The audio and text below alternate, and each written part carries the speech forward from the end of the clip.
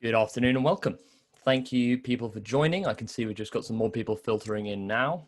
I've opened up the waiting room, so we should get more in just briefly. Thank you so much for joining. To introduce myself, I'm Simon Fraser, Managing Director of Hut6, and this webinar series is all about refocusing internal practices and understanding how we can all elevate our security awareness programs. This one specifically is going to be around metrics and which measurement tools we should be using and how we go about differentiating between good metrics and bad metrics and designing our program as a metrics-led exercise. Just as we have a few more people joining us, thank you. During the session, you will be muted by default. However, if you would like to, you can raise a question in our Q&A section. Or you can raise a hand and I'll bring it to my attention as well. I would love to also keep the discussion quite open. So if there are certain elements of the talk that you want to debate with and truly understand what I'm trying to get at, then jump in with the Q&A and I'll get around to answering that as I can.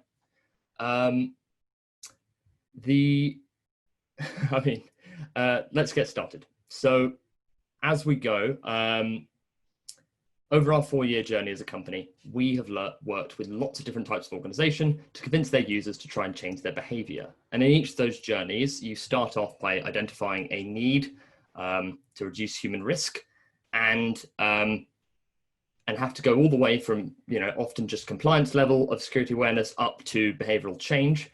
And in each of the journeys, you have to consistently apply values that lie at the heart of your organization. So match your culture, match your users' identification, and also measure the outcomes that align with those values. These values often mean that we should be respecting users' time and try to affect behavioral change with the least cost and effort. And part of that is in how you identify and explain your metrics to your users, because you've got to take them on the journey with you. And I intend to take you through today how we measure the success of an awareness program. In writing this webinar, I originally intended it to be a bit of a hit list of everything that our customers are doing when they're measuring behavioral change. Turned out to be quite dry, so I've adapted it into a broader discussion of good quality metrics and common pitfalls before then getting onto a list. So what do we mean by metrics, first of all? How do we ensure that we are getting good and fair metrics? And are our metrics knowledge-based or behavior-based? And then what metrics should we really be looking at? Firstly, what do we mean by metrics? Metrics are a widely used and equally widely misunderstood tool to quantifiably put a number to something, to a system or a process, and track and assess that status, the status of that process. Useful and legitimate metrics are the holy grail of any project or campaign because they inform you when you should tap the rudder, when you should invest more or invest less, and they also have a common pitfall that they can be misleading and they can be gamed or worked around, and data that doesn't actually bear relation to what we care about. Without proper metrics, you can't truly prove the value of a security program, which makes it difficult to attain budget and even to convince users that the effort that you're putting in needs to be matched by their effort as well. And security awareness is particularly vulnerable to criticism of its value because it is a preventative exercise. Security as a discipline often is taken for granted. And all of the times that we don't click on a phishing email or do exercise good judgment is the expected norm. However, if it's done well, it's hard to know that all the incidents that were prevented because there's no vulnerability to be exploited. And there are no silver bullets, even with the best awareness program in place. And when we're designing metrics, we need to look at that as security as a control, not a solution. Otherwise, you set yourself up either to succeed or to fail when you choose your metric. And that's the thing, metrics are entirely self-chosen. There won't be an objective list out there. They need to be subjective. But if we can remove context from the definition of a metric, we will be able to be fair in that judgment. Security being about controls and solutions is essentially impossible to prove the losses. However, that's the job of the metric is to prove the losses your security awareness program prevented and prove the money that you saved, giving yourself a nominal figure to work from that will inform whether or not you have effectively achieved what the awareness campaign set out to achieve. For security awareness, I see there's been two general categories for metrics. Categories that fulfill compliance requirements, those that, for example, who took the training, what metrics, who took the training, what training they took, where they took it, when they took it, and then metrics that measure the behavioral change that you achieved. And those are more outputs to the input. And the problem with these kind of metrics, that compliance stage metrics, is that certifications such as ISO 27001 can require that you have an ongoing training platform or ongoing training program, but never specify what that training program should look like. One of my security managers at one point said, so we need to have a plan somewhere in a secure place that's accessible by certain people, but it never defines what the plan should be. And so the plan could be to read your employees' Webster's dictionary definition of security terms on a daily basis, and it would fulfill that requirement, but it wouldn't change anybody's behavior, except maybe to make a few people leave your organization. Sorry, I appear to be melting right now. It's about 35 degrees here in London. I hope you're all outside or in an ice bath, and not dying as I am. So these compliance-focused metrics that measure the inputs of your security program are useful and necessary for auditing purposes and to work out where action is being taken, but they don't tell you if your awareness program is making a difference. You need to focus more on the people and their response to your actions to do that. Behavioral change focused metrics look at how effective the training was, whether or not you're getting an ROI, and have you crucially reduced human risk. These are very difficult to get right, but they're very important. And the challenge is finding the metric that matches the action.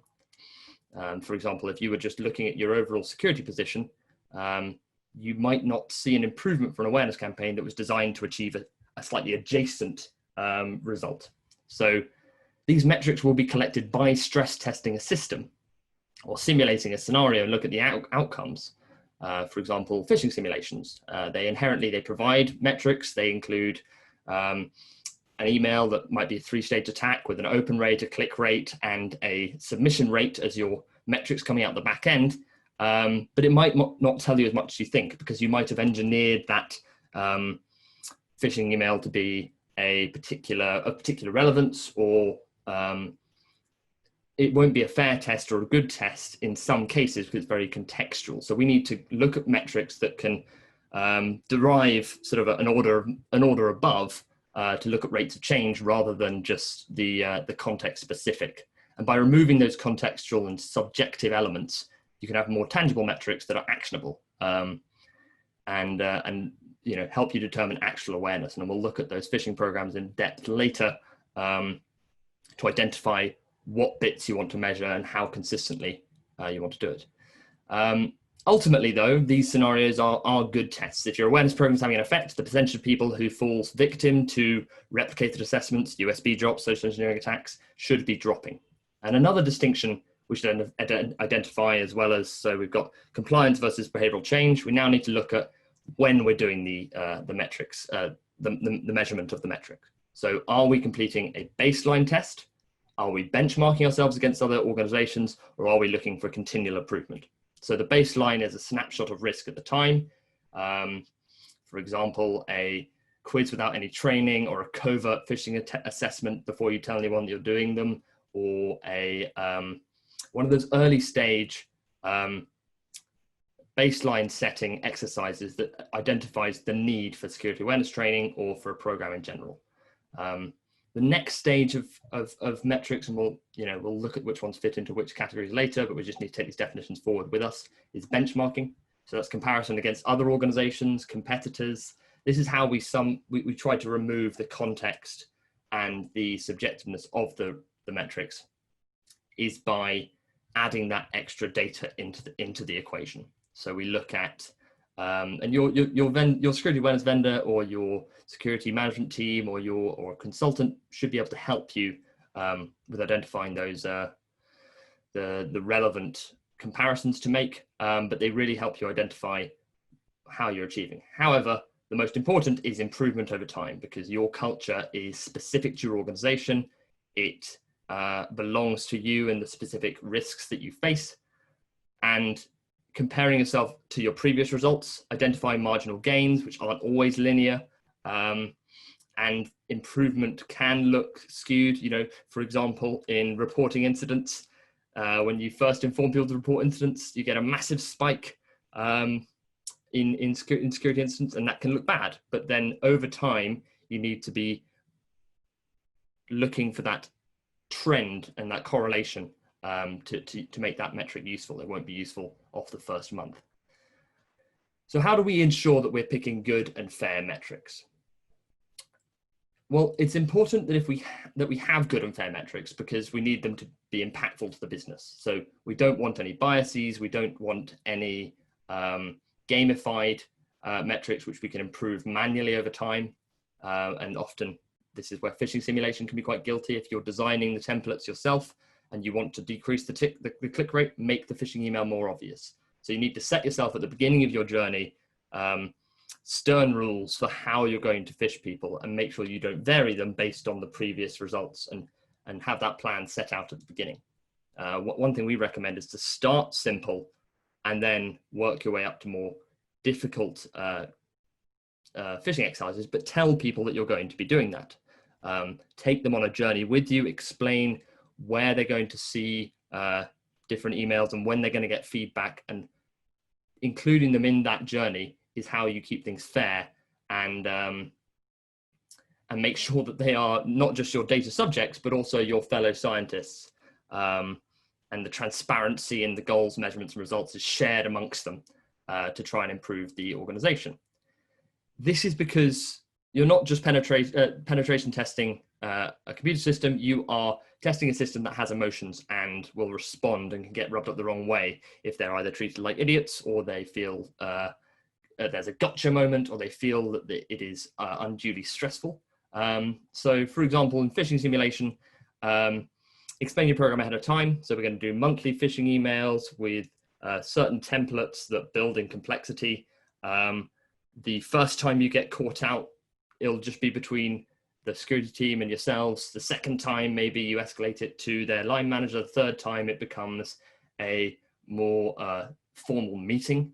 And that triage process of how you deal with phishing simulation culprits is one that you'll need to define yourselves. You know, I know that there have been very stern people who work in finance or in defense, where the price of failure is incredibly high and there's very low tolerance. However, in softer environments, there can be a more collegiate and educational response to phishing culprits.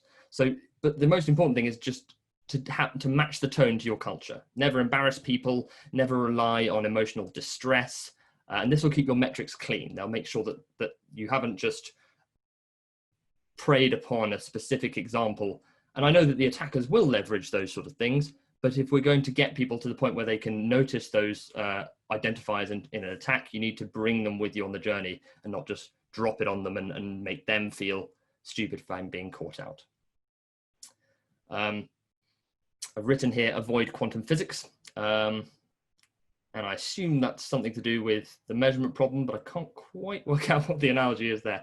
I think, so I suppose you want to make sure that the metrics you're collecting don't impact the result. So when you are, when you do phishing, spear phishing in your training curriculum and target people and leverage what data you have on them, but explain firsthand that you're going to be doing that. Otherwise, there could be a visceral response against the security team, against the campaign, and ultimately behavioral change won't happen. What's the worst thing that's going to happen if someone knows they're being phished and they get the immediate feedback? They're going to go talk to someone else and warn them and say, oh, I got phished, they're running these campaigns. But you've sort of won already there, because suddenly your people are talking to each other about phishing. And that's part of the aim of the campaign. Making it fair, including them in that process is how you're going to keep those metrics clean. So when we look at metrics, I talked about good and fair metrics. What do I actually mean? So these metrics have to be strategic. They need to be focused around a certain goal. Start with your goal. I want to reduce human risk, or I want to improve password hygiene, or I want to And these strategic goals should be aligned with the time and place in that campaign. In our campaigns that we run, we'll go through different security awareness topics across the fundamentals and work our way through topics, building a user's knowledge. When you're on that topic, the goal and the metric should be aligned. So if you're delivering a series on password hygiene, you want to measure, first of all, do a baseline test on brute force your users' passwords and see where the weak ones lie, deliver the password tutorial, see if that improves. If it doesn't, there's something wrong with the tutorial. If it does, then you need to broadcast that more widely and celebrate those results with your team. That's the sort of auxiliary activity where metrics, creating metrics and measuring them, sharing them with your team can actively change behavior and protect you. They need to be consistently measured and timely. So this is something that, they need to be easy to collect. Someone can just gather them cheaply without incurring too much cost, and timely. So they have a time sensitive nature where in this moment they were this, how will they be in the next time? And that's how we move from just baseline testing onto that improved performance. They need to be owned by someone. Every performance metric ideally should have an owner. And also you want to keep them relatively few and far between. If we measure everything, we don't have time to analyze the results. We need to focus on what the goals are. Top 5 risks, try and reduce them. 6-month campaign, go. Okay, how do those look? Let's try a different set of metrics and a different set of activities and keep it relevant. And that's how, Hut 6 is built around that in terms of responding to people's intelligence, delivering them a journey. So we're constantly updating tutorials, constantly using new case studies and trying to work out what will engage people. And then the security team's job at the other end is to build a measurement framework around that. And we help them do that. Actionable metrics should directly correspond to action. So if there's a metric that trends downwards, employees should know what corrective action they should be taking to improve that. So if you tell everyone, look, in the last phishing exercise, our click rate was this, or when we did a social engineering audit, we failed, or 25% of our desks weren't clean when we did a spot check. They then have an action to take away, and you have an action to take away on how to improve that. So they need to be strategic, consistently measured, owned, cheap to gather, actionable, simple. Notice my examples have all been one sentence. We don't want a calculated EBITDA of security awareness because it won't be understandable. Part of the reason we don't do an overall risk score is because people just go, what is that risk score comprised of? We want to look at individual metrics and work from that to what parts of the security awareness campaign is working and what parts aren't, and how do we respond and make them game proof. That's one of the crucial parts of this talk is you can easily set yourself up to succeed. And a lot of people will be comfortable doing that, but you want to have a critical eye. The reason why we're doing an awareness program and investing more than just a tick in the box exercise or compliance-based metrics is that we want to change behavior. We want to leave the organization less risky than when we arrived. And part of that will be not gaming ourselves. So express the metric as a cardinal number, express it as using one unit of measurement, and make it contextually specific to your organization so that it doesn't get biased by the way in which the experiment was conducted. That leads me on to knowledge versus behavior. Are our metrics knowledge-based or are they behavior-based? Part of the way you can game something is by repeatedly telling someone a piece of information, then test them on that piece of information. If they don't get it, tell them again, test them on the same piece of information. That metric will necessarily go up over time. Otherwise, we're in real trouble. If it's behavior-based, the onus is on you to have convinced them to change their behavior. The onus is on the communicator, the training company, or the body of tools that you've used to complete your awareness program to actually make a difference. So the crucial example here is click rate in phishing exercises, as I was talking about earlier. Click rate, open rate, submission rate. Great examples of what people did and what they know and whether they recognized indicators in a phishing email.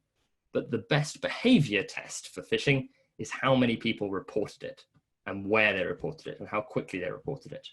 That will show you engagement in your workforce for security, but also resilience in terms of the rapidity with which you can inform the relevant authorities that you've had a breach, or make the relevant financial saving throws to help your organization recover. So this definition between knowledge-based and behavior-based, we want to, knowledge-based is obviously very important. We need to know that we're doing the training, that people know awareness and have come on a journey and understand the explanations behind why longer passwords are better than shorter passwords, not just that they are versus they aren't.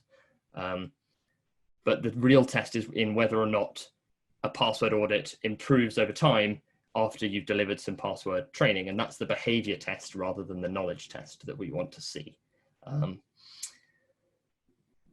In a recent peer review study in January 2020 from Fertig and Schutz, the results showed that information security awareness is mostly measured via questionnaires. Around 40% of those questionnaires are based on knowledge-based questions. Knowledge is not always sufficient to change behavior. We want to therefore encourage our users to use the knowledge collected in our learning management system, use the phishing information that's knowledge-based still, to then inform behavior later on. And the behavior checks are sometimes done outside of those products and learning management systems. And that's where having a consultative vendor going on a journey through security awareness will help you actually enact change. And actually that's where a lot of the early disparaging, in 2012, 2016 of security awareness, the mindsets from employees and the idea of corporate e-learning really failed its users because it wasn't focused around behavior. It was focused around, what do you know? Do you know it still? Do you still know it? And in a year's time, do you know it again? Instead, we want to know, are people treating security as behavior, as normal, as sort of part of their job and something that's valued by them and the organization? So what metrics, we set out the good and fair metrics. We've set out what do we mean by metrics? What are good and fair metrics to choose? And are our metrics knowledge or behavior based? So what metrics actually fit these criteria? I've used various examples as we've gone through this. The important thing to remember is what I said earlier about it being a phased approach. So only focus on things that are relevant to the campaign at the time. Don't measure everything all the time. Otherwise your users will get sick and tired of being tested and they're not, and it will feel too overwhelming for their main job. Instead, choose the biggest risk for your organization. Periodically shift focus from one to the next to keep it fresh. And choose a few metrics that are key performance indicators for you. So I'll just go through phishing one last time, just to explain the best way to go about it and the ways that we recommend collecting those metrics, and then I'll move on to other areas of risk. So for phishing, when you're running a simulation, you set up a campaign, have a list of recipients, you have a list of attacks, often templated or in some cases customized, and focused around this campaign is going to be targeted at these people. It's going to have a quid pro quo or a call to action, and we're going to test if they're going to fall for the entire thing, open it, or just click on it, or if they'd report it. The second order is what we want to focus on. People often ask as well, should I be telling my users about it? I always say yes, because I think that there's a good, you're not going to affect the metrics too much. People tend to fall for in the first 90 seconds, and they'll share everyone around. In the first the 90% of people fall for the phishing attack within the first minute and don't have time to share around that they fell for it. But also you're going to have a better exercise together if it's not covert and people aren't caught out. Obviously, I say that all the pinch of salt. You should coordinate with HR and your own culture and ensure that it aligns with your companies and your values or your organizations. And I also say you shouldn't rely explicitly on just phishing metrics for your security awareness program. Because in order to change behavior, phishing, whilst a massive risk and very easy to measure, there are other more nuanced ways, and phishing is often used in a combination to achieve those attacks. So another metric you should gather is around physical security.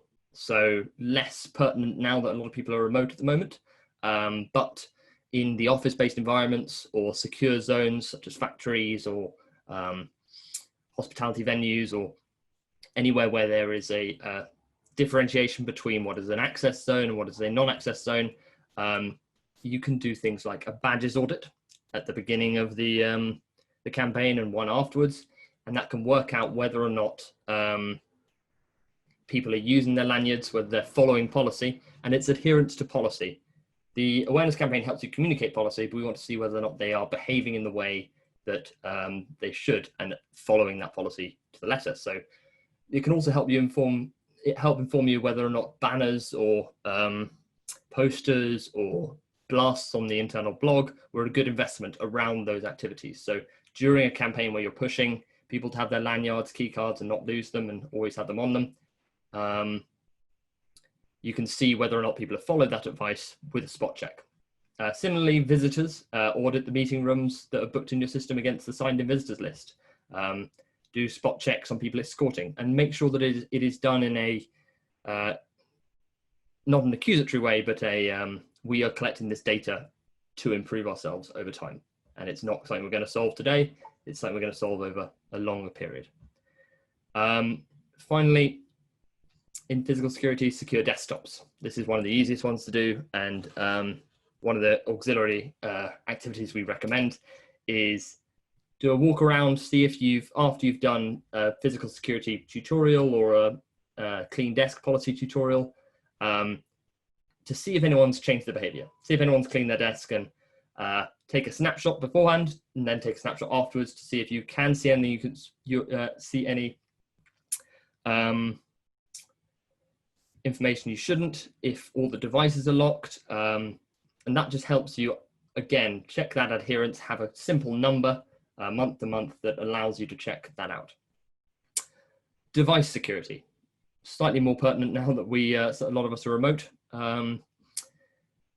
These are often, again, so subjective to your organization, and often it'll be entirely managed by IT, whether or not the devices are updated, whether they're lost or stolen, if it's bring your own device, whether or not they can be wiped remotely. But the ones that are in your control are things like the physical security of laptops and things. Are abandoned laptops in the building or car park or in a coffee shop, or how many lost devices do we have? The number of losses won't necessarily go down with training or with a campaign, but the number of remotely wipeable or encrypted devices, or the state in which they're lost, will tell you whether or not people have been following those policies and are doing work exclusively on devices that are approved and authenticated. As I mentioned earlier, passwords is a very good check to do for metrics. And brute forcing your Active Directory or your Unix server will help you measure the efficacy of a training solution, whether it convinced people to change their behaviors. Social engineering. These are sort of the sexy end of security awareness. You know, you get a consultant in, or you do it yourself, see how far you can go through an attack before you're rejected. For example, in a hospitality client, seeing how far you can get towards credit card fraud without getting caught out by the vendor, and it'll either you're rejected, or B, the behavior level of metric, whether you're reported, and how quickly that goes up your chain.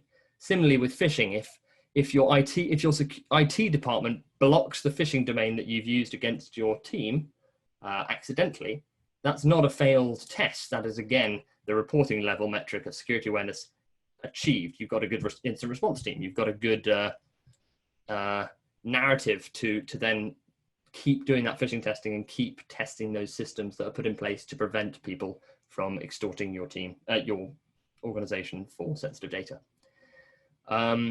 You can also do an external sensitive data check. So if you have repeat phishing culprits, then you can sit them down and do a social media web search for information unintentionally leaked about them and about their team, and show them how vulnerable they might be to spear phishing. And that personal argument and that time given to the outliers will not only resonate out to the rest of the team and show that you've put effort into security awareness, but it can also build you an ally, not an adversary, in that awareness thing. And that's part of culture. That's where your measurement methods will help you generate metrics, but also in measuring, convince people of the value and effort you're putting into an awareness program. When measuring culture, as I did mention, I did sort of earlier, somewhat discriminate against surveys or knowledge-based assessments. I do think they're a very good tool for measuring knowledge, and knowledge is important, but a sentiment survey can often help you, accompanied by that, to see how people's attitudes are towards security, whether they understood what the implications would be for their personal lives, and make them take a bit of time to think about what they've been through and what materials they consumed. Not only do you get good feedback about what you've given them, but they can tell you where it should be improved or what they didn't find engaging, what they did, and don't be afraid of that feedback. You know, it's very comforting to fire and forget and not look at people's harsh commentary on what you've deemed worthy to show them or what you think is good training material. Embrace that feedback and treat it as an awareness metric. So the amount of training viewed, the amount of optional training accessed, the amount of reporting requests and questions, the amount of bad customer feedback, that will all feed into whether or not you have got elements right and whether you haven't. And you'll be amazed if you have those open conversations with people and treat it as a joint effort, then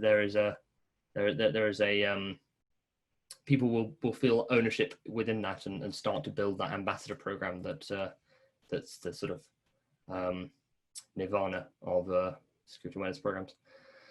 I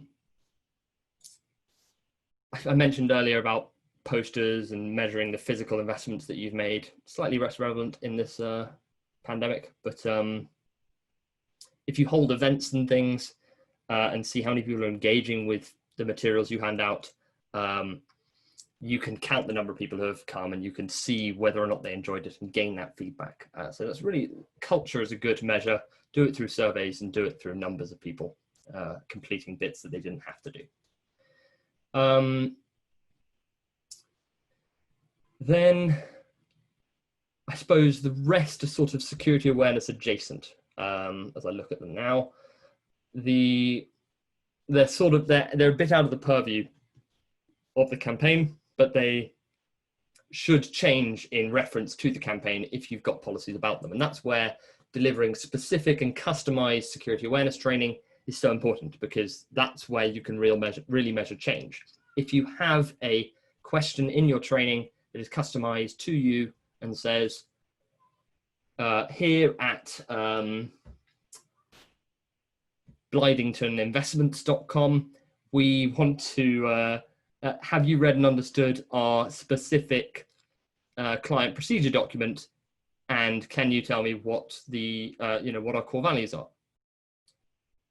The very fact that they have to go externally to that document and look it up acts as a checklist, engages an action, and if you've got the right culture, can be seen very positively and drive that engagement.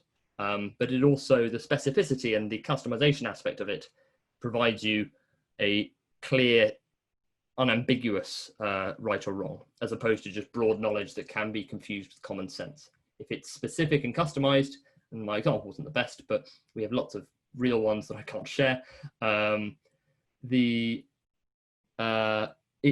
there's not only a personalization that they appreciate, but also your metric will be cleaner. Other things, incident response time, policy violations, data loss incidents, they're all, or even any security incidents in general, can be used as metrics. However, they don't I would say when you're trying to reduce the number you're collecting and focus on the phase-like approaches I recommended earlier, then that's a really, you want to avoid those broader security metrics, but they do have impact across the board. And I suppose it depends on your role and your specific stage and the maturity of your program. So I suppose it's 2:35. Anyone got any questions off the back of what I've said? I've got a bit more to go through, but I appreciate that I haven't been interrupted by any questions yet, so I thought I might give it a chance to open up the floor.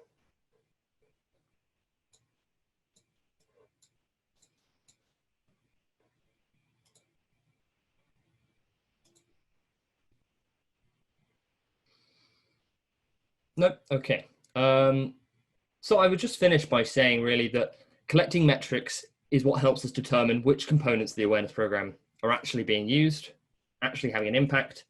And if you can gauge where people have best enjoyed and best benefited from what you're doing, invest doubly in those, and the metrics approach framework will really refine what you're doing and make it so that it moves away from that tick box exercise into a more customized journey.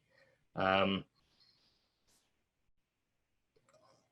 think phishing is a really good place to start in terms of measuring metrics, making sure that the campaign is sensitive to the nuances of your organization, and that's something you'll have to have an internal conversation about, either with your vendor or also with your CISO and your HR team.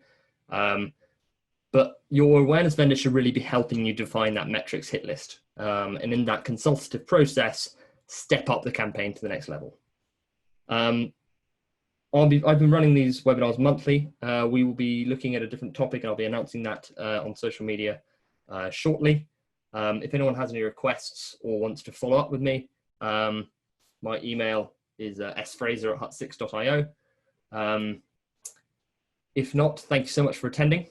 And I'm going to go and melt quietly in a different room now. But thank you so much. And I hope that it was informative and useful. Thank you very much. Bye.